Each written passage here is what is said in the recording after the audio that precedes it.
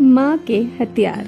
ये तीन चीजें बचपन में सिर्फ मारने के लिए नहीं होती थी, ये थी माँ की मल्टीटास्किंग स्किल्स का प्रूफ।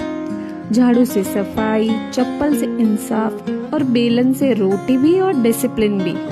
उनका गुस्सा भी प्यार था और उनके हथियार भी संस्कार। आर्ट सिर्फ सजावट नहीं होता है, कभी कभी बचपन की यादों का टाइम मशीन भी होता है। जैसे कि ये पीस। टैग करो उस दोस्त को जिसे तुम्हारे साथ साथ माँ की चप्पल भी मिली हो।